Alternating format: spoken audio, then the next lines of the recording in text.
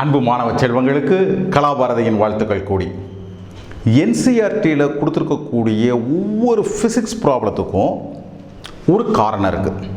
பொதுவாக அவங்க எப்படி கொடுக்கலன்னு கேட்டிங்கன்னா, ஒரு ப்ராப்ளத்தை கொடுத்தாங்கன்னா அதை நீங்கள் சால்வ் பண்ணுங்க அப்படிங்கிறதுக்காக மட்டும் அதை தரலை.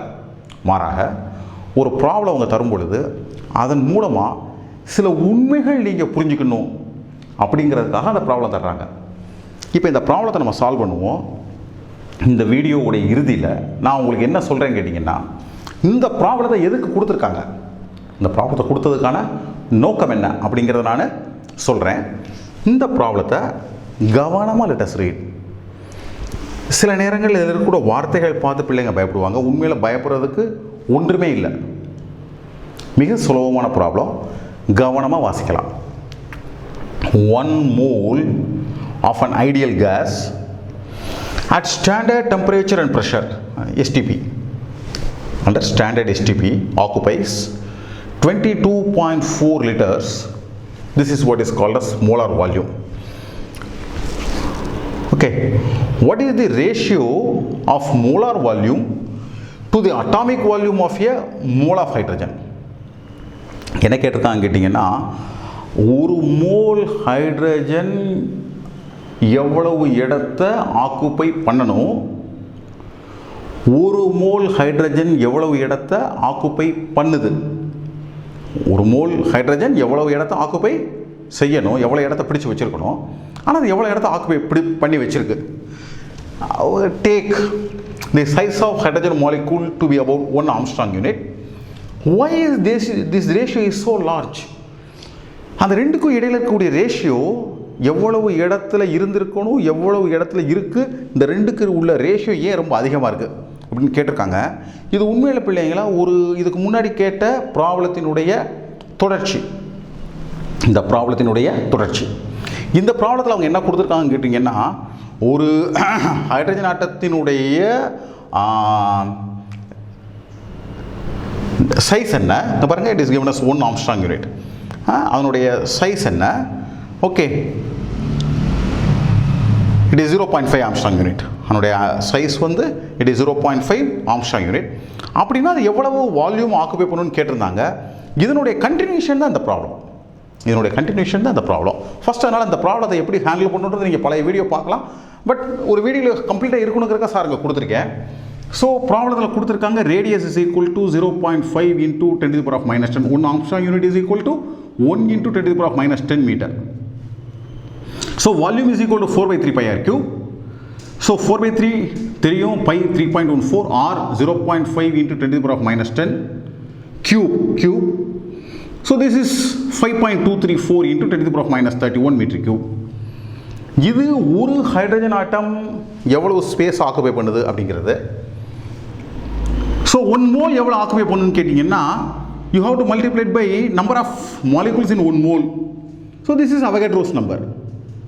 So this 5.234 into 10 to the power of minus 31 into Avogadro's number 6.023 into 10 to the power of 23, resulting 3.15 into 10 to the power of minus 7 meter cube.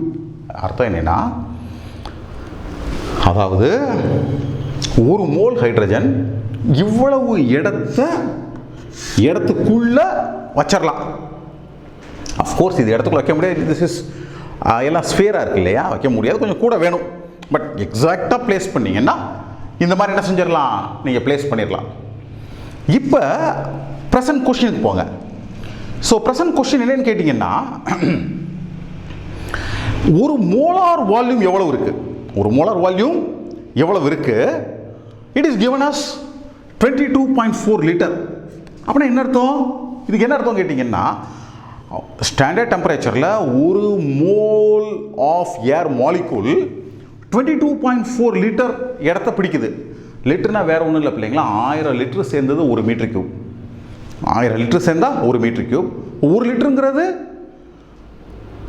1 metre கியூப்ல 1000ல் ஒரு பங்கு, 1/1000 metre cube. So 22 into 10 to the power of minus 3 metre cube. இப்போ பிள்ளைங்க என்ன feel பண்ணணும்னா, அதாவது இவ்வளவு இடத்த அது என்ன செய்யணும், பிடிச்சிருக்கணும். இவ்வளவு இடத்த பிடிச்சிருக்கு. அப்போ இந்த ரெண்டுக்குள்ள ரேஷியோ பார்த்தீங்கன்னா பண்ணுறேன் பாருங்க, மோலார் வால்யூம் ஆக்சுவலாக எவ்வளவு இடத்த அது பிடிச்சிருக்கு, எவ்வளவு அட்டாமிக் வால்யூம், எவ்வளோ இடத்த பிடிச்சிருந்தா போதும். பார்த்தீங்கன்னா இட் கம்ஸ் 71,000 டைம்ஸ். அதாவது எவ்வளவு இடத்துல இருக்கணுமோ உங்களுக்கு புரிகிற மாதிரி சொன்னப்போ நான் இருக்கேன். நான் எனக்கு ஒரு சீட் போதும் உட்கார்றதுக்கு, நான் 71,000 சீட்டை பிடிச்சி வச்சுக்கிட்டா அப்படி தான் கேஸ் மாலிகுல் பண்ணுது. இந்த கேள்வி என்ன கேட்டிருக்காங்கன்னா ஏன்.